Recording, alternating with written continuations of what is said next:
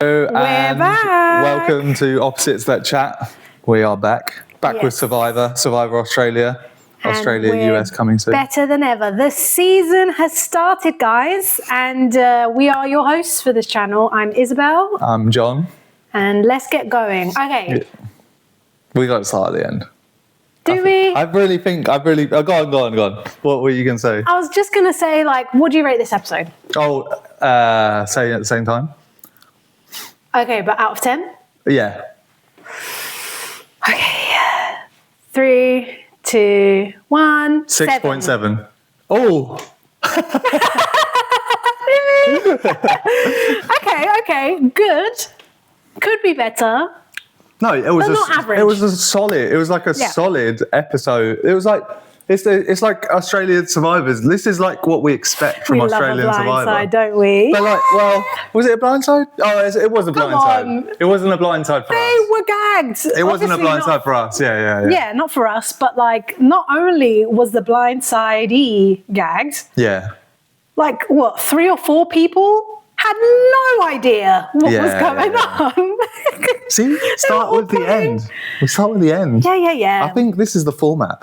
We start with the end. Yeah. This is what you expect with us. We're going to start with the one who got booted out, and then we'll go back through and we won't warn for spoilers. Sorry, we keep doing We'll that. never warn for spoilers. But okay, yeah, fantastic execution from Lottie. She's really shining and showing us exactly what type of player she is. She switched on, and well done, Jackson. Today was the day to decide what sort of player you're going to be. Yeah. And you came to collect receipts. We're happy with it. We're very happy. I'm not going to lie, in the beginning of the episode, I wasn't sure.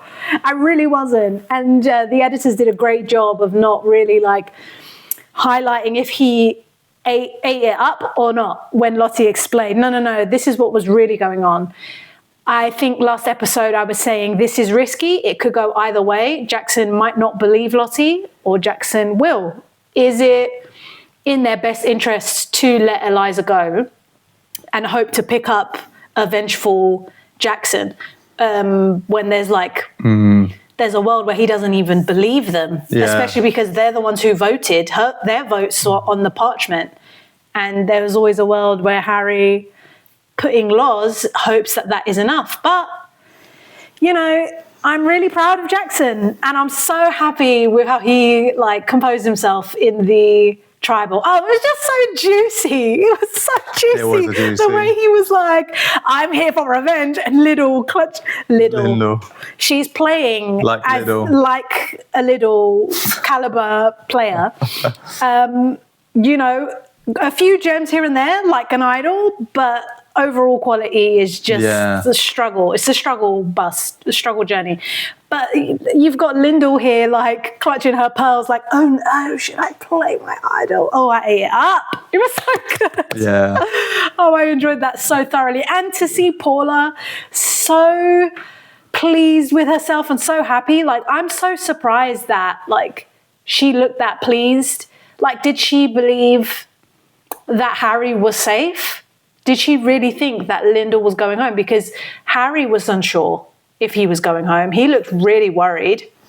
But Paula looked so calm. Is it because she assumed, well, it's either Harry's going to go and I'll be fine, or Lyndall's going to go? It's so fascinating how so many different members of the tribe had a completely different picture of what was going on. Yeah. And this tribal establishes the majority and solidifies a minority for the next couple of votes. So the structure of the hierarchy is firmly established moving forward. However, Lyndall does have that idol, and she is in the bottom with Harry. So if someone can make something happen, it's Harry, Monica Dirty Harry, scrounging something up out of nothing from the bottom. Do you think that Lyndall is a good enough player to think, I can tell Harry about this idol? I think she's a silly enough player. Honestly, she's any sort of decision. Do you know what it is? She's just not perceptive. Her reads are awful reads. she cannot read the like hierarchical dynamics of her tribe at all. And that's what's going to shoot her in the foot. And so she might think, I can't tell Harry because I can't trust Harry, when it's like, literally, you need to tell Harry because he'll be the one able to make something out of this to save you guys for multiple tribals, you know, and she won't tell him. Or, you know, it's so frustrating watching her. Because of just how, like, it was funny when Simon did it. It was funny when Simon was oblivious. It's not funny to watch I think Lyndall be oblivious. It's so irritating having someone oblivious when you've got someone as intelligent and clever as George, because they get to play, the editors get to play on it more. The editors haven't really played on Lyndall being... Yeah, they haven't really milked it. When I would be, if I was in that editing room, I would be playing the Dodo music. But there might be a reason for that. And that's like, they might be protecting her for something, for some reason. Think she'll probably go far. Yeah. I think she'll probably go far. But... I mean, not playing our idol was a good move. Considering it would have been very easy for her to play it, and she looked like, you know, like she looked panicked. She did look panicked. I mean, she was believing Jackson was gunning for her. Yeah. I'm intrigued about Loz's perspective on all of this. Does she know? Does she not know? I mean, Lyndall asked her if she thinks she should play her idol. I didn't notice who Loz voted for. She must have voted for Paula because there was no one else. Yeah, because Lyndall got 2 votes. Yeah, and Jackson so got Loz one. knew and doesn't tell Lyndall? But just because Lyndall asked Loz doesn't mean Loz and Lyndall are close. Well, I think Lyndall believes that Loz and her are close. I mean, Lyndall we haven't also necessarily believed that heard Loz confirm that. We haven't heard Loz confirm. Yeah. Confirm it. We haven't heard her perspective at all. Lyndall's in her own bubble because she also thinks Eliza is a fool for waking her up and telling her that she's on the bottom. Do you know what I mean? Like, her reads are not that good. I'm just so shocked that, like, I mean, to her, she's just going to believe, like, well, yeah, Harry and me, we're in the same team together, even though Harry voted for her. Like, I wouldn't put it past her that she didn't notice that those votes were Harry's. But it was super exciting. Can I just say, this is another hit as well with the challenge design, and fun, unique design for reward challenge we've never seen before with the tug of war and throwing. Never seen. Yeah. However, it's clear as day, none of these players watched Squid Game because their technique was awful. I'll give it to, was it the Bounty Tribe, for coming up the strategy of jumping to help make the podium lighter.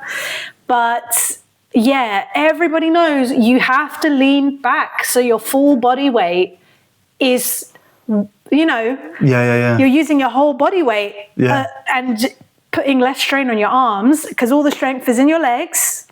And what else? Yeah, it was just awful technique. Watching these men like bend over and grunt and I'm like, no, work smarter, not harder. What the heck is this? How did they not watch Squid Game? It was in Squid Game, season 1. It was an epic episode. I can't really. That's the only reason I know. I think that, I mean, from my memory, I think they hold on for a while and then pull. They were like, hold on. Yeah, because they were up against much stronger. Their opponents were much stronger. So it was the whole like, hold. In fairness, it is a TV show. There's a world where they would have never won. However. Yeah. Have you ever played Tug of War? Yeah, no, it's not really different, is it? It's like... How did you do in Tug of War? We won, but we won because we had a big guy. Oh, okay. Yeah, because, back when I was in high school, that was the one thing we would win. We did it recently at work. We would always lose everything else, but in fairness, we did have quite a lot of big boys in our team. So. Yeah, like it was even, and then the guy at the back was told, like, pull now, and then he just pulled, and we've won. Like, that was how strong he was. Fair enough. But yeah, that was painful to watch. But in fairness, like, do you think, in terms of muscle, the the two tribes are equally yoked, because I don't believe they are. No, but we've said this all along, haven't we? That, but like this was one of the things that I said, and I backtracked, but I shouldn't have done.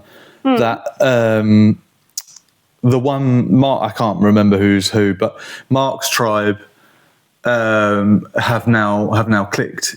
You know, they don't have the same physical power, but they've clicked and they're doing better now. They've streamlined their teamwork. Exactly. It's so fascinating because the tribe that was more efficient or, you know, smooth was Bounty Tribe. Yeah. And that's shifted. It could be because of these tribal councils, you know, causing a bit more division. Do you think? Yeah, but I just think like it's sink or swim when you're not as physically strong, and you have to work better as a team, and they've worked out. But Mark is definitely good at being a leader for that, and they've got the most energetic fucker in Ben, who's just like... Ben is a workhorse. That man ain't going anywhere. Unbelievable. Except, you know, maybe merge first boot. Oh, is that a prediction? Nah, too likeable. I don't think he'd go first, but I definitely think he'd be one of those votes in merge. Well, I think he'll survive long enough because he's likable and he's just key to his tribe's survival.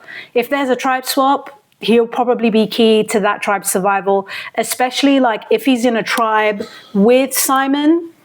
And who else are the muscly men? It's him, Simon, MMA fighter, Jackson. Yeah. If he's in a tribe of all of them, I kind of feel like he's the most likable, least threatening one. So he would be the last one left anyway. Yeah. In whatever combination it's just in. If he's in a minority, he would still get in the kept. tribe swap. Really? You think? 100%, because he is the key to that tribe's survival. I mean, he's likable as well. He'd probably, if he's in a minority in a tribe swap, they won't mind booting the other people in his tribe. Yeah. But when it's just him, they'll be like, okay, now it's time to lock in because now we're getting into blindside territory where we're going to want to keep Ben. Yeah. So we might as well start targeting the targets in our own tribe. But yeah, I think he's fine till merge with the way he's performing. Likeable. He's pivotal in their performance. Carries so much, literally carries them on their back. And yeah, I just think it will be one of those, I'm too scared to let him get far enough when we really want him out. So let's just get him out now because he's lost now. We don't know how many he'll lose in the future type of players. And I kind of believe there's a world where they would rather keep someone like Simon over him at merge because of Simon's reputation of the cookie idol and whatever else, especially if by that point he's not made any moves. Whereas Ben... I don't see... When you say that, though, like he hasn't really got any... Like, there's nothing about Simon's history that you go, he is a bit scary. That's what I'm saying. That's why they would... I think that's why Ben would go before Simon. Oh, sorry, I'm with you. Yeah, you know, when it comes to that's what, voting out big threats. Yeah. I thought you were saying the opposite. Yeah, definitely. Yeah. Well, so many fun moments. There was a lot in that episode as well. Yeah, I was going to say, I think we should definitely go back to the beginning, just before that, and talk about Don Roberts becoming Don Rogers. Yeah, what do you think about him telling Mark? Well, actually, I'm glad you asked me, to be honest, because I think that these people, they go, and maybe producers are telling them to do it, but they come on with a secret and they just can't wait to tell someone when it's like, but the whole point is that you pitch it like you don't want to be this person, but they cannot wait to tell someone. Now, I think he's told the right person, I think. Very interesting that then later on Mark says he's going to use him as a shield. That one surprised me, but definitely makes sense when how Mark describes it and says, yeah, because like people are against him. But I think they're a bit of a fascinating duo. That, like, definitely, I think Mark's right. I think he can like you definitely utilise him as a shield for a bit. And as annoying as he might be to live with, like he is good. I think he's shown like he's got his good qualities, you know, in the camp and in the challenges. Not that much, you know, not Ben, but it definitely could keep you. Basically, what I'm saying is, if there's like he can be at the bottom, but if there's someone you're like, oh, it's a great time to get rid of. Do you know what I mean? He'll be someone that you go, oh, we can keep him because we'll just get rid of him next week. He's one of them ones. Like, he's definitely not going to win the show, is he? He's not going to be a season 42 in US or whatever. Yeah, I mean, if he was a chess piece, he would be a pawn. Yeah. Like yeah. the weakest player on the board. Weak. No. What? 100%. He's as weak as a pawn, and they're equal across the board, but he's not the weakest. He is the weakest, according to me. He has no social pull. I mean, even in that conversation where he's with Mark, and he wants to pull in the truck driver, Caleb, I think was his name. And Caleb was just like, oh, yeah, thanks, man. Like, it just doesn't seem like he's necessarily attached to anyone. He just likes certain people. And they're like, well, you know, anyone liking you is always a positive, even if it's someone that isn't going to be long for this game. I just think he is a pawn, and that's what is useful to Mark, because he's such an easy target that he can use to distract players. Like, I think where he's useful for Mark, it'd be interesting to hear what he would say if this is what he had in mind when he called him a shield. But like, the way I was reading that was, I can say I will be voting for Don and people will believe me. Like, he's that type of player that, like, of course anyone would be down to vote him out. So when you don't want to reveal who you're actually voting for, you can always just say his name. Yeah, and no one's ever going to think, oh, Mark and Don are talking strategy. They're going to be thinking Don's talking Don stuff. Yeah. I kind of feel like, I wonder if Don's kind of floundering. I would have hoped that him saving the tribe, or not saving the tribe, but being a key pivotal piece to the tribe's success last episode would have won him some street cred. You know, like, you know, when there's that annoying person, but you've been with them long enough that you kind of start liking them a little bit, and you get you're used just to their kind quirks. of, yeah, and you kind of just like, oh, this is just, this is just how they are. Yeah, but I don't need to prioritize voting them out. They're a much bigger fish to fry. Yeah. So, you know, I was, you know, wrong in that sense, that I was hoping that he'd get more popularity. And I kind of feel like him revealing who his brother is, which, side note, I'm surprised to hear that he's the older brother, because he totally has the air of something to prove, which just screams middle child to me.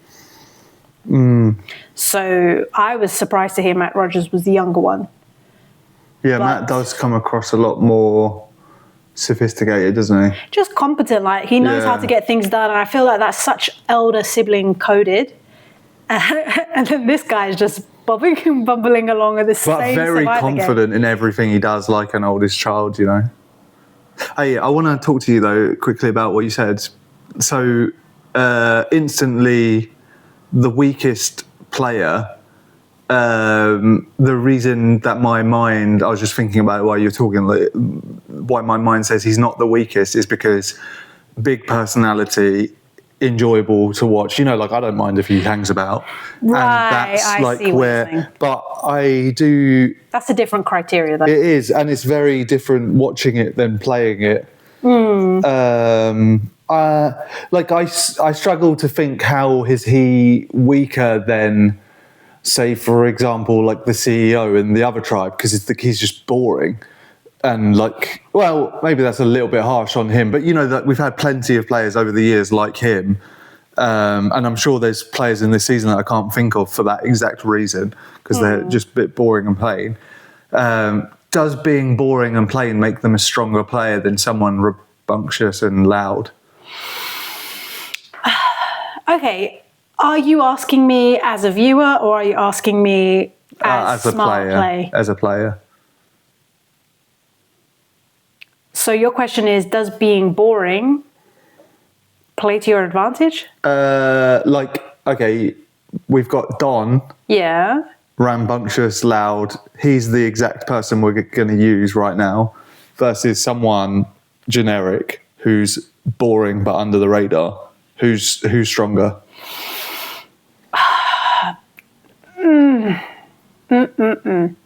That's a really hard question because every tribe is different. And because a tribe is built up of a number of individuals, each of those individuals contribute to the overall ethos of that tribe. So you will get tribes, we've seen it, typically in earlier seasons, for example, they prioritize survival of the tribe. And therefore, the most valuable players are players that are essential to tribal wins. The game meta develops because people then start to realize, well, if I play like this is where I fall in the totem pole, and that might not play to my strengths, right? And it's the same with a player like Don. Typically, he's those first boots, weakest player, but this tribe is playing at a caliber that identifies the positives of keeping a player like him around. He's a great cover for blindsides. He's a great cover for big targets. He's a great cover to hide who it is you are trying to target and why. Your question to me is is there a scenario where a boring player can be a weakest player? Yeah, I think so. Those people, and you tend to see this in late game more often, but this can play out in early game, mid game as well, where the people that just sort of are lukewarm, you don't really know where they sit. You don't know if they're with you. You don't know if they're against you. Just snipe them. Don't leave it up to them, because you know it will eventually come down to them, and you don't want to take the risk of finding out that you're on the wrong side of that. You get rid of them. Yeah, because I guess we've seen votes like that happen. I'm thinking, it's nothing to do with really this episode, but I'm just sorry. trying to think. Can I just say, but is that because they're the weakest player, or is that because they're a strong player? Is the question. Because if they're in the middle and they have the option to go wherever, I mean, we saw Caleb say, "This is what I'm going to try and play, the double agent, where I'm there with everyone." Kalen. Is it Kalen, his name? Yeah. Yeah, I'm going to have a piece of everyone's pie. And once I see that side is sinking, I'll be fine on this side.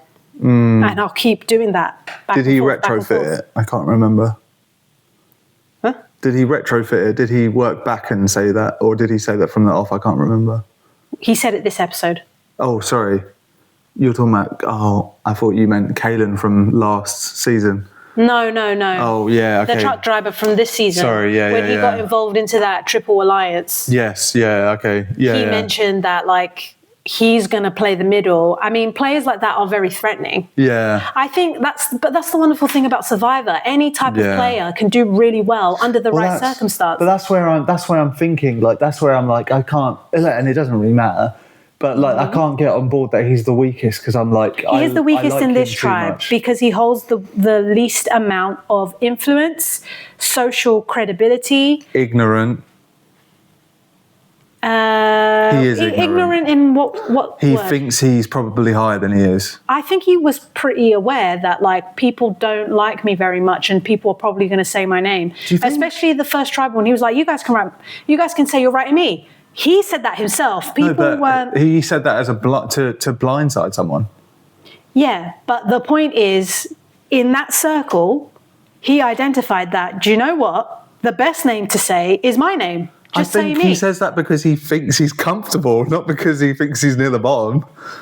Oh, I read that as he can understand that he's rubbing people the wrong way. People probably want to vote him. So say me, and they'll believe it. I think that's hopeful thinking for him. I really think I just think that's the words of someone who's confident in their stature.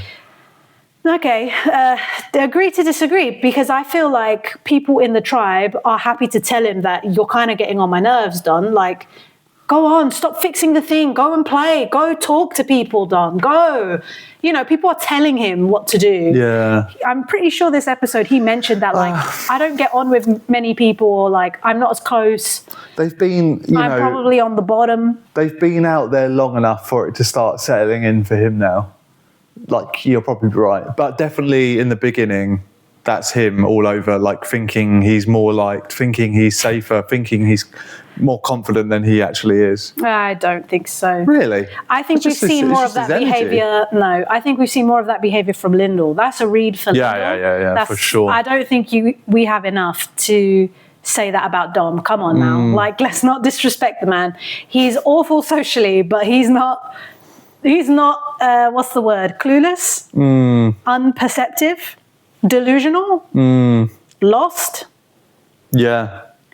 He's lost for friends, but he's not lost on what's going on. Well, anyway, we got an interesting one with Don. We'll see what unfolds with that tribe. But I kind of think there's probably going to be a tribe swap. If it's not going to be this one, it'll be the next one. Ooh, we're getting, that's a fun one. Getting 4 episodes in this one, so 5-6 episodes. Normally a tribe swap. Okay.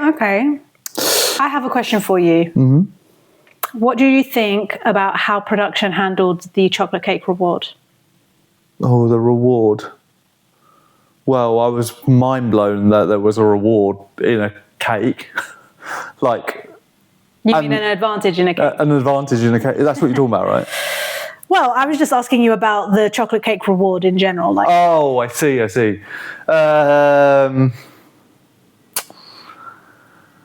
What I don't like is that someone who reads the scroll is then the decision maker. Like, I think the decision maker should be someone who puts themselves forward as the decision maker, not, oh crap, It robbed them of a decision. Yeah, because and like, as much as I agree with, well, like, you didn't land the beanbag, so you don't get it. I think, like, if you find yourself in that shitty position, it's just how I would conduct myself. If you find yourself in that shitty condition, you don't put yourself, especially as all he did, he didn't land a beanbag, did he? He just pulled. The guy who was giving the cake. He didn't land a beanbag. I don't remember. I don't think he did. He's kind of forgettable, you know. Exactly. but so my point is that I don't like that he rewards himself for just pulling when the other person put themselves forward to throw beanbag, and yes, he's failed. Basically, my point is if you're in that situation where you have to make that tricky decision, you put yourself. It's just how I would conduct myself.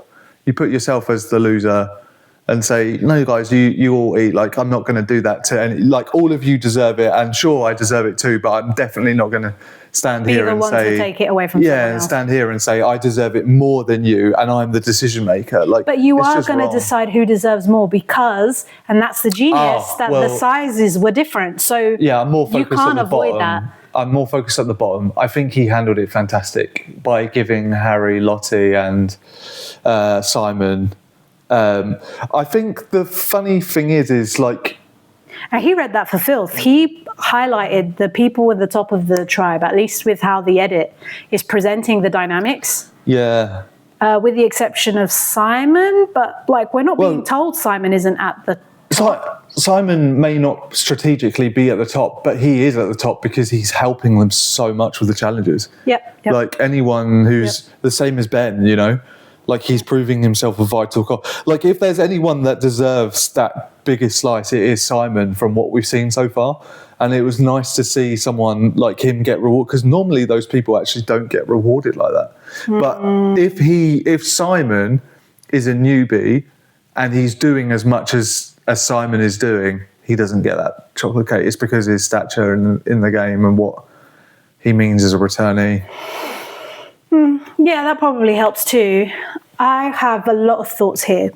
So, number one, I disagree that I liked the fact that the scroll just said, and whoever is reading it is going to be the one doing it, because it takes out the faff. We get right into the action, because what I care about is how whoever gets to decides to do it. And the implications of that. I think production did an excellent job. We want rewards to highlight to us where the dynamics of the tribe lays. And how you do that is by giving the players an opportunity to make decisions.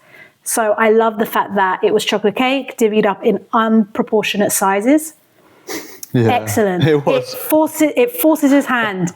And I love that. Like, I feel like if it was like, you must now decide who does it, you now then give control to whoever is the power players in the tribe to kind of bully someone who we don't care and are happy to say, you were so mean, we're going to vote you out next, because why did you not let this poor person get their chocolate cake? The fact that it was just whoever read it and they had no idea instantly removes that kind of sense of control that the people in control potentially have. Yeah, that's true. Because, if it was someone like Harry who read that scroll and it was up to the tribe to decide, he would be like, no way I'm picking. Someone else is, you know what I mean? So the fact that it was like, person who reads it, decide right now, fantastic. Because now we get a very unique perspective of a player we've not heard from before. And may I just say, he handled that smashingly. Yeah. I think he managed, and the fact that he managed to give himself a slice without necessarily getting any blowback. Yeah, there wasn't any blowback. What an art. What an art form. The CEO was coming across, I could see it. Yeah, and the MMA guy as well, probably a lot less bothered with the fact that he got roped into the advantage thing straight away. So instantly he's not thinking, man, I don't have any chocolate cake. At least he gets something out of it. What is this? Like, yeah. At least he got something out of that. I have a question. But I have a lot more to say about it. I have a question before. But I have a lot more to say. You go. Okay. I'm going to cut you off again. No. Okay, so the other thing I loved about it was it's a small decision, but I peeped it and I thought that's very smart. For the person who had the smallest slice, he scraped all of the fruit onto that plate. Yes. So even which was his plate. Did he give himself the least? I think he gave Lyndall. It might be Lyndall, actually, yeah. I think he gave Lyndall, which is if, like, your point was he gave it to himself. And he didn't even give himself the smallest slice. That was no, he the did, gaggiest. No, Lyndall got it. No, they both had the same. No, every slice was different sizes. That was the whole point. There was no sizes that were the same size. Come on. I think if anything, then his was the smallest, I think. No, I think he gave it to Lyndall, but feel free to correct me in the comments. We'll see. But yeah, I thought that was an excellent decision that he scraped that off and then gave it to whoever he gave it to. He was very articulate on why each decision was made. And, the fact that he led it on like, you missed the thing. We all had one job. You were the only one that failed in that, so you don't get a cake. Very reasonable, very impartial. Unfair, can't fault him. But also the positive thing is that, like, it doesn't look like the MMA fighter has enough pull to be like, yeah. Oh, I'm upset, and people will be like, he played that well. He's just like, yeah. And yeah, you're right. The fact that he got to hear about the reward right after was a lucky break too, because it easily just gets things moving away from Rich. Loved the idea of the reward being in the cake, but also highly concerned because someone could have ingested that and not noticed. Especially you. You would have missed that for sure. You would have been like, no. I really want to say something though about this reward before you go too far about the reward or the advantage, sorry, because I think, and like this is something that like no one really talks about on the show. I guess they wouldn't do, but like I find it fascinating that they put it in like a middle slice. Why do you think? Where would you have put it? Smallest slice possible. It might be impossible in the smallest slice because it's basically paper thin anyway. But the people in the middle do not need, like people in the middle actually are the ones that don't need the advantages. It's the ones at the bottom. Mm-hmm. But this is like why I wanted to bring it up, because I'm like, maybe I'm missing something, because maybe it's actually the people in the bottom that are going to get the middle because no, I just don't think that makes sense. Like to like make them feel secure, but I don't know. Like again, it makes sense. Like where you were saying, like it's good that the CEO read it and had to do it, because if it was like Harry, then it would have been in a completely different. You know, it would have been the top of the tribe deciding what everyone's getting. But yeah, I just find it fascinating, a little bit fascinating that they put it in the middle, in a middle slice. And I wonder, you know, someone's made that decision and gone, we need to put it in this slice rather than a little bit smaller or a little bit bigger. It was the Goldilocks. You don't want to put it in the biggest slice because that, I feel like the likelihood well, that would be obvious, right? No, I think it's the least obvious because the scroll has the most to hide in. I mean, as in it's obvious to not put it in the biggest slice. Okay, I feel like putting the scroll in the bigger slices means it's less likely to be bait when they see the advantage. They have more reason to have a break and like, I can't eat it all. We saw Simon have a break. Simon of all people. One of the biggest boys in the tribe couldn't finish his slice in one go, but also because they're eating more cake, I feel like the likelihood of them missing it, because so many of those bites were normal bites, is higher. So you do want to put it on smaller slices. However, the smaller the slice, the more likely that it is to be spotted. The advantage is to be spotted. But also the less wiggle room the player will have to kind of finesse it so they're not caught red-handed with the advantage. And in that logic, the middle is the best part. I'd be intrigued, the best choice, because you get the best of both worlds that way. There's enough room for you to hide it. It's not big enough that you could miss accidentally. You would have had like 1 or 2, 3 bites and then seen the thing, the scroll. But you know, it's small, so people could still peep. So there's still that tension of risk. And yeah, I think that was smart. I think that was a Goldilocks play. I'd be intrigued to see which slice exactly it was. If it was the middle, or if it was middle bottom. Top. I kind of got the sense it was middle bottom. Okay, which makes the most sense.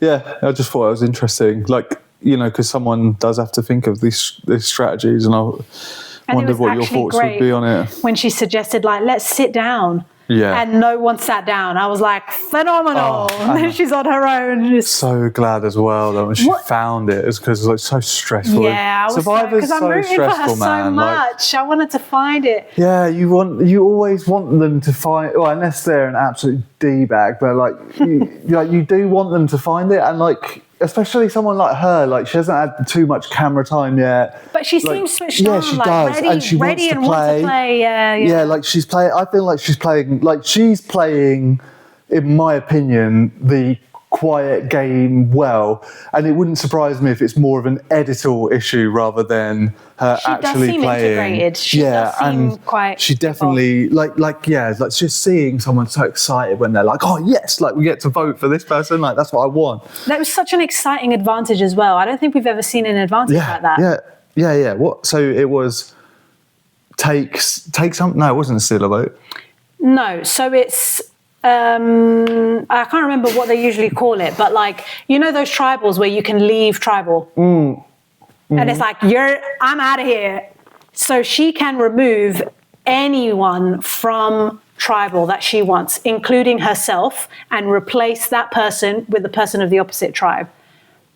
Maybe. Replace that person with the opposite tribe? Yes, for that tribal. Just for that tribal? I think so, yeah. But get this. Could that mean there's a swap coming? Well, but it said only for the next 3. So maybe 7. Episode 7 is going to be tribe swap. Because, you know, if I'm her, I'm thinking, yeah, like this would be really handy in a swap. Because if my ally is over there, or if I'm the one in the minority in my swap, I can just remove myself and put someone from your original tribe, and now you guys are going to have to vote one of your own. So that means that tribe swap's coming, and then this would be active during tribe swap. When my thoughts are, they're forcing you to play it before tribe swap.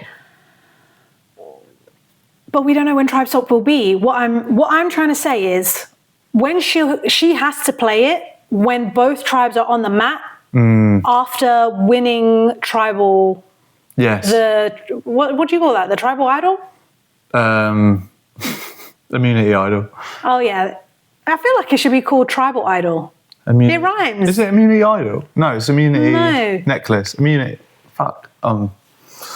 Anyway. Yeah. Like, yeah, I think you don't play it until there's a tribe swap. If there isn't a tribe swap by the last, by the third one, play it. Or maybe you don't play it and you keep it to yourself, and if you make it to the end, you explain that, like, I could have saved that person. That's my biggest move, that I could have saved this person in that vote, but I let them go because it benefited my game. We could have taken a number out from the other side if I wanted to. Yeah, okay. Or it's like, it could be a thing of like, okay, everyone goes in prepared to vote someone, whether it's me or someone else, but it's like, guys, like, I can just play this advantage and keeps us all, like, we can play all together. Merger's just around the corner or something. Let's just vote one of their numbers. But don't you think it's just, like, this is a lot more basic thinking, but don't you think that it's just plain and simple that, like, you have to play it in the next 3 because tribe swap is on that 4th one, and we're not having this advantage happen after tribe swap? I think the exact opposite. I think this advantage exists because there's going to be a tribe swap, and that's the best time to play it. That's the time that's going to have the most impact. And production would want the advantages to have impact. No one wants someone with an idol that never becomes relevant to the plot, period. Yeah. Which can happen sometimes. People can have advantages, but because they never play it, because it was never relevant to the plot, it didn't behoove them to play it, it's never included. You can just only find out after that, like, oh yeah, there was this random advantage this player had, but it wasn't in the edit because it was never relevant. Yeah. Okay. Well, yeah. The fact that it is in the edit, fingers crossed, really means something. Really interesting advantage. Like, and we've still got, like, something, that always catches us out on Australia as well is, like, we've still got that moment. Tonight's going to be a little bit different, do you think that's happening? We haven't had that yet. Yeah, I do. That normally happens just before tribe swap, I swear. I might be wrong with that. That's what in my head. Simon, obviously the most iconic one with Simon and, like, the phrase that was before tribe swap. That's fun. I'm kind of craving a funky tribal where something weird just happens. Well, yeah, I mean, we're only on episode 4. It's getting better and better. Let's crave it all. Yeah. Right. What else have I got on my notes here? Mark and Ben win it for their tribe yet again in the challenge. Impressive. Like, I called it last time. They're vital. But Ben in particular. Yeah, but then, like, for Mark to, like, it's just like, what? I don't expect that from Mark. Like, he did it the first time. He's loving being the glory. Oh, he is. Glory guy. He just loves anything to do with him being good, doesn't he? Do you think he'll be voted out? I have to say, the trailer thing was giving vibes, was focusing on him. I'm seeing something different here, and I don't know. Like I'm liking your confidence, but I don't think he's going anywhere. Like, I feel like his tribe are comfortable with him being their leader, and I don't like it. Ben, I mean, you sort of touched on it as well, but, like, Ben was just, like, he just looks like a phenomenal athlete, and, like, it's going to be, if he can get to merge, it's going to be exciting to see what he can do in certain challenges. I just hope, do you know what, if I'm a player like Ben, I think the play is to find yourselves a player that is astute and forward thinking, because you two as a duo could do some damage. I don't know what his strategic chops are, but from what I've seen, my intuition is telling me that's not potentially his strong suit. And so you need your Georges, you need your Harrys, you need players that are astute, that can guide you of like, this is what we're going to do. This is how we're going to keep us safe. You know, I think actually Jackson and Eliza have that dynamic actually going on. As much as Eliza left too soon, I think Jackson and Eliza would have had that duality where like they're two halves of a whole to make a phenomenal weapon in the game. And I think Ben needs someone like that. And I don't know the tribe well enough to know who that would be. But if you're going on Survivor and you are a physical powerhouse and very bubbly and likable, have someone who is invested in your survival with you, because you're going to need that in Merge. These, as much as like we love them, they never do well because of their physical threat. They always end up being a priority in Merge. If they're likable enough, which most of them are, otherwise they would have been banished pre-Merge. So I'm rooting for Ben. I like Ben. But I hope he can find someone that he could work with. I think someone like the girl who found the advantage, forgetting her name, the Aboriginal girl, the Aboriginal. Yeah, I can't remember her name. I think someone like her and him could probably make an excellent duo, funnily enough, because she seems switched on and ready. Yeah, I definitely think we've got an exciting bunch when we start getting to Merge. Let's just hope that Mark can go soon. I'm kind of getting the sense that people in that Baron tribe are a bit boring as well, but that could just be the symptom of the fact that they're losing reward and winning tribal immunity. Okay, I think almost to the final point. So then obviously moving on from the challenge into the final votes and the scramble, did Paula really say we should vote for Simon? The edit doesn't show it. I think Paula said, I think it's either Harry or Simon today, but not in I think we should vote for them. Good old miscommunication, huh? More like good use of Lottie well played on, or was it Lottie? Someone well played on. Well, she heard it from. Yeah, that's what I thought. It was from. And she was like, as soon as Lottie was like spreading it, but then as soon as she felt like it wasn't going her way, it's like, oh, I heard it. I heard it from someone else, like from this person specifically. So she was ready to push her under the bus if this information was gonna not work out. But I think that was good old-fashioned miscommunication. I think Paula was correctly deducing that there was in the air a hunger for a big move today. And in her mind, the biggest moves are the returnees.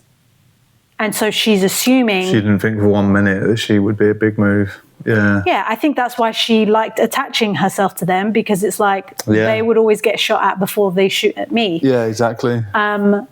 So I kind of, when she was saying it to Harry, it did kind of feel like that was her trying to campaign for Harry's vote to vote out Lyndall. Which again, why vote out Lyndall? She's already confirmed herself as a flop of a player that cannot read the room when someone is literally spelling it out to her that she's on the bottom. And she goes and campaigns for everyone in the tribe to vote Eliza out. Like, why would you waste? If your thing is they're hungry for a big move, let's get out Lyndall. Where does that makes sense. I think she would have also had to campaign that was Lyndall's move. Lyndall was in charge of it. She made the big move, and I think Rich was on it as well. He was just like, "Oh, Lyndall, it was your move. I guess you're the puppet master." Great play from Rich. Target, stick. I love Lyndall's had a few moments in this episode alone and in the past where she really loves the recognition, and then it depends who it comes from and how it's said. Right. She's very quickly to be when Rich was his name Rich. Yeah. When Rich said it then, and he is Rich, and she was like, well, I wouldn't say that. You would say that. It's just that you didn't like the way he said it, in front of certain people, or it was. I think it was more the way he said it than anything. Because I think if. Oh, Lyndall, damn, you're actually a little puppy master. Wow. She'd be like, yeah, exactly. Wow. So. Couldn't have done it without you guys. Yeah. Yeah. She would have done something like that maybe. Yeah. I think it was good old fashioned lack of communication. And then, Lottie spun the narrative that Paula is pushing for you, Simon. I wonder if Simon believes it. Or not.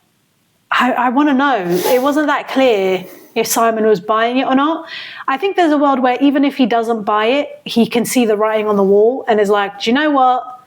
There's no point pushing up against this. Just survive one more day. If I stick my head down and I don't come across like an antagonist, they'll leave me alone. Because I'm useful for the challenges. Yeah. Let me just be useful for the fire. Let me just be useful for the challenges. And fingers crossed, that's enough. Yeah. If I try and do too much at Tribal, they might just vote me out. Yeah. They're already ready to vote me out if they want to. So. Yeah. Yeah, I think it was so funny watching Harry think, oh, yes, definitely me. And Simon being like, oh, they're definitely gunning after me. And then. Do you think Simon thought that? No, I don't think Simon thought that. But that's the thing. I don't know if he believed that Paula was trying to get Simon out. I think there's a world where he does, because Paula is attached to Harry and she wants Harry to just have her. Just like they did just like they did last episode with Jackson. They voted out Jackson's closest ally, so Jackson works with them. There's a world where Simon believes Paula would do that in that specific angle. I think But Simon. We don't know. We weren't confirmed. Never at any point thought he is getting a vote or That's not what I'm saying. I'm saying, do you believe, does Simon believe that Paula is pitching as a potential thing? Well, I think vote. I think he'd heard enough times to make him a tight, start questioning it in his head, but then the logic kicks in and he's like, nah, that's not happening. And that moment where Harry's talking to him and then sort of walks off, and then Simon's like, great, so you're not going to talk to me. I think that massively is because that massively made me go what the fuck? But like you said, no, Harry just doesn't want to be seen. And at some point Harry would have gone, which we didn't see, we're voting for this is the name, by the way. You know what I mean? Or someone, Simon's not going into that tribal not knowing who Harry and Thingy are voting for, because they're going to think Simon's going to vote with them. Yeah, that was such a brilliant moment, actually, it could have been a comedy of errors. The way Harry was talking and how it sounded like Lottie's story was true. Yeah. Maybe that isn't even what Simon was thinking, but the way the editors put which conversation in what order, that made it look like that. It was just so brilliant. I don't think I've ever seen a scramble of so much slight misunderstandings of someone saying things and Chinese whispers and it developing into something else, to the point where it just becomes believed that is what was happening. Yeah. when it wasn't even true. Do you know, though, I will say, like, when I saw Simon's eyes, like when he like raised his eyebrows a little bit, I instantly thought he doesn't, like, he knows it's not him. Like, this is like this is like really frustrating. Like, I'm going to have to, in my opinion, this was the moment where he goes, like, I'm going to have to vote, get out Harry's number one, and this is going to be a little bit frustrating. Like, now I've got to start manoeuvring a bit when, like, beforehand I haven't. Playing. Yeah, like, I think that those raised eyebrows and wide eyes, like, said, like, oh, great, like, I've got to start doing this now. Okay. I didn't, I do have one last comment, but go on. No, you go. Well, the final thing of the day for me was then, like, just as we were talking about Simon, then Simon, like, I just, like, it's things like this that you only get with returnees because they're comfortable and not in a cocky way. I didn't think it was in a cocky way, but like the way that Simon instantly goes, Harry, Harry, Harry.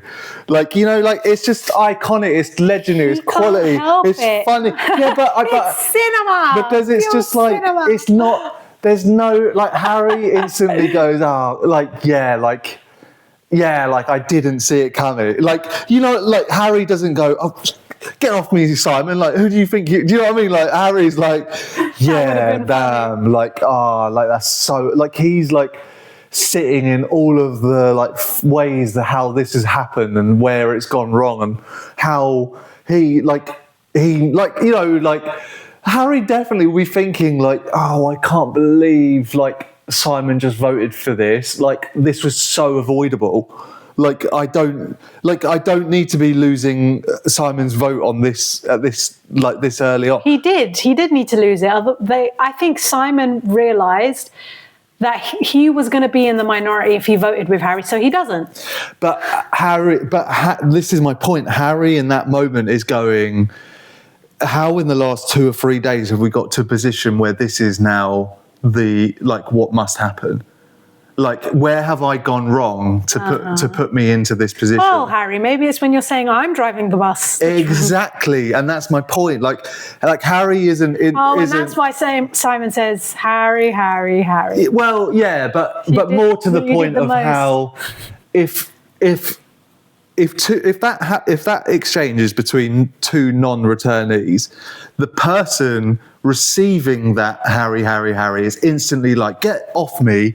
Like, don't, like, we're not friends right now. Saying. And that person is an incredibly cocky person, but like with returnees, like, it's just instantly, everything's more fun, like, because they get the game, they get it, like, this is what it is. I don't think that's because they're returnees. I think it's because it's Simon.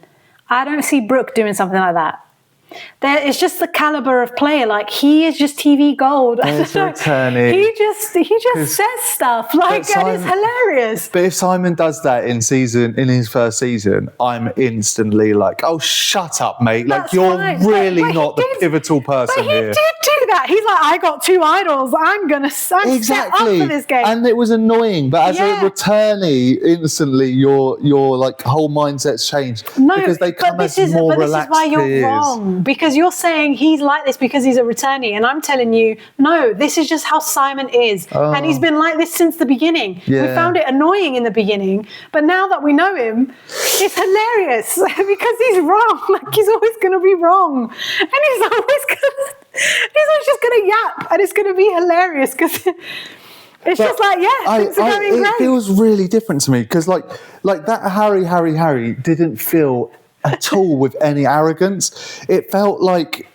a brother saying to another brother, he was like, doesn't this game suck, dude? Like, it's so hard. Like, you go from the bottom to the top so quickly, and like, it's just frustrating. And like, I know in this one, like, I happen to be up here and you're down here, but dude, I know what it feels like to be down there, and next week we can swap. Simon doesn't think he's up here. I think he thinks we're in it, but I'm not in it as much as you. But in the past, when you bring up those moments, it's really felt like Simon's like, oh, I'm the new David, like I am on top of the world. Like, do you know what I mean? Like the moment I just like he reminds me, he used to remind me so much of like Josh, like from the challenge, like just so frustrating. Like, dude, you're not the centerpiece. Like, you're really not the centerpiece. But like, yeah, there's something about Simon this season where it feels like he knows he's not the centerpiece, and he's just doing him now. Like, well, this time he's trying to lock in for his family, isn't it? He's actually trying to win. Yeah. He's not trying to play for his ego. Really. But he's still hilarious. Like, what TV gold? Like, fantastic. Anyway, you were going to say something before I brought up that. Oh, yes. Prediction time. Yes. Oh, see, that was good. Who do you think will be voted out next for each tribe? Yeah, I really am struggling now. I just feel like I can't talk about both tribes because I feel like my mind is just too fixated on the one that is in the scramble. I can only answer for this one. I think, as in the tribe that just lost, even though they're probably unlikely to lose again. You'd imagine so. In Simon's tribe, I think it's Loz or Lyndall next. Okay. I think I could see Lottie wanting to get out Harry, but I also think Lottie's switched on enough to go, nah, it's probably better to take Harry to merge, because Lottie at this stage is in merge is going to be a very, like, nothing more than hearsay. Harry is like the real deal. He's going to attract if they're gone, then she's the next. And like with how well she's playing, I'd be very surprised if she doesn't know that. I think that's why she's come around with working with Simon. Yeah. You know, she's come a long way from day one. Yeah. So, yeah, and I just think Loz and Lyndall are easy pickings, really. Like, they're definitely not. Well, maybe you know what? Like, again, Loz is a very fascinating one because we see characters like her where they don't get camera time, but they're a vital part for the cooking, or like something they'll be doing. This is all potentially, but like potentially doing something in the tribe where it's like, no, I don't want to get rid of Loz because like she's really useful with this or that. When, like, you know, Lyndall's just that prime age where you're just like, yeah, cut that person. Yeah. Yeah. So yeah, I'll say Lyndall next. But Lyndall's got an idol. Yeah, but so you think I don't think it's difficult to blindside Lyndall. I think after having her first experience of her name on parchment, like, she came away from that being like, I shat my pants watching that. So who goes home then? The CEO? Or maybe MMA guy? MMA guy hasn't. It's hard to say. I'm trying to think. This is really hard. I thought it would be simple. When the episode ended, I thought, and that's it. We've established the underdogs, and we've established the people in the majority. Yeah. And you've got enough people for several tribals before the majority need to eat themselves up. Mm-hmm. So, yeah, however, Lyndall has an idol. And I think because she's not the only one that was blindsided, like, she thought she was going home, and, you know, Harry had no clue. Harry wants to work with Simon. She's got Loz, in theory. I mean, still to be confirmed, I guess, where Loz sits. But if she goes to the four of them, well, including her, right? She's a 4. And she's like, guys, I have an idol. Let's flip this around. We just need to know who they're voting for. I'll play it. And we get out who we want. It could be Lottie.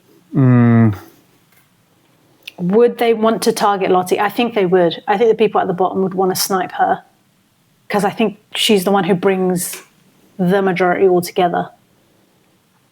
I don't know if MMA fighter and Aboriginal woman have the pull for Rich Jackson. Maybe Jackson, yeah. But there's a world where that kind of disintegrates if they snipe Lottie. Yeah. Am I confident enough to lock it in? I'm gonna lock. But I don't want it to be Lottie. But I could see a world where it's just like we just need to know who they're voting for. But there's also a world where she just misplays it and plays it on herself because she's too scared, and it's like Loz that goes. I think someone like Jackson would want to get rid of Lottie. I don't know. But I'm not saying Jackson would vote for Lottie. I know, but I just I'm not including Jackson in the bottom. I don't think Harry would want to get rid of her. Of Lottie? Yeah. I think Harry would because she's the one that amassed the power away from him.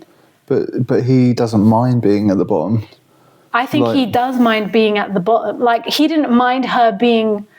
I think he wanted to get rid of Lottie from day one, but he understood that he wouldn't be able to pull it off. So it was about bringing people together to amalgamate numbers so he's in the majority. And he has been unsuccessful. He now knows he's in the minority. So Lottie has won the majority. It was a question of who was going to win the majority, and it was down to who could win over Jackson. Yeah. He couldn't win over Jackson. His little, I voted for Loz was not enough. So he's firmly in the minority. Once you're firmly in the minority, your target is the center of power. And the center of power is Lottie. Because from there, he can gather the troops. He can gather a Rich. He can gather a Loz, a Jackson, and establish a new majority and snipe Lottie and whoever he thinks was the closest to her or the most invested in getting him out. It's very bold. Well, it's very bold, but that's what I'm going to lock in. I think you should.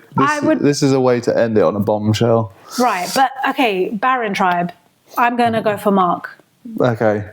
I don't want to say anything. I just feel like... Say something. Come on. It's an opportunity to win a point. I can't... I just can't remember. Like, this is my problem. Like, I'm so reliant on the scramble. Do you think it's going to be Don? No. Do you think it's going to be Mark? No. Do you think it's going to be Johnson? Yes. Okay, you're locking in Johnson. I don't really think it's going to be Johnson, but I definitely think... I think it's a bit too bait, but I definitely think Johnson's in the middle of the scramble. Mm-hmm. But I just can't remember. I don't want to lock anyone in because I just can't remember everyone. I really hope it isn't someone Lottie boring. That goes. It'll be someone boring next. I feel like it will be Mark. Respectfully, I just feel like it will. If it's a tribe swap, then I don't think it would be Lottie. If it's a tribe swap, I still think it could be Mark.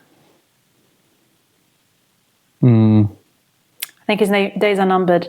If Lottie doesn't go home, I think the vote... You want big moves on episode 5. I just feel like once they get the hunger, now it's like game on. Like there's no faffing about. We're not going to waste our time with these small targets. See, I think it goes the other way. I think there's always a boring vote after a big one. I think that's what the majority will want to do. I think the majority will want to vote an easy vote, but I don't think the majority have enough ammo when they've decided to put the girl with the idol in the bottom with them. Yeah. Also, JLP, I'm pretty sure, denied this, but I feel like they say, because I think they have to have 2 of those moments where they do something different than a normal vote. But I swear, it's always when you're really like hoping for that move that they then do. Today's going to be a bit different. So like, production do not want to lose Lottie.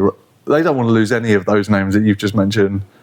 Yeah, but that doesn't matter. No, it doesn't. They've already pre-planned it. But they've already pre-planned when they're doing that stuff. They have no way of knowing. But that's like, I just feel like sometimes I think it's too if the convenient majority that they get their happen. way, they are voting for.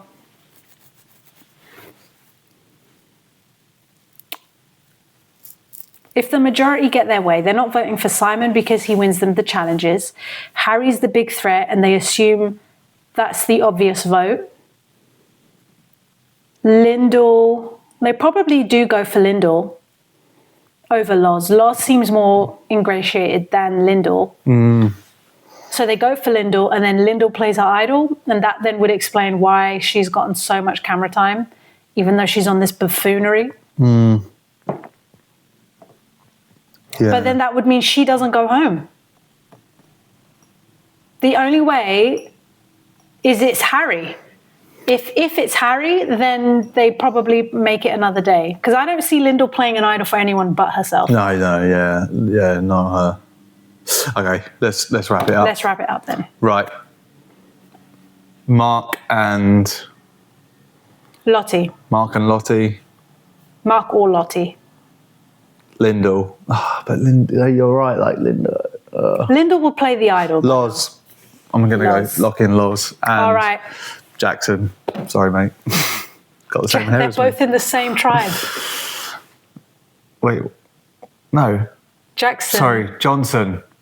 Yeah. Johnson and man, why like why have they got to do this? And they're on different tribes. Like, it'd be easier if they were on the same tribe because you'd be hearing it. But yeah, anyway. That's hilarious. Johnson. You're keeping the streak going with the names.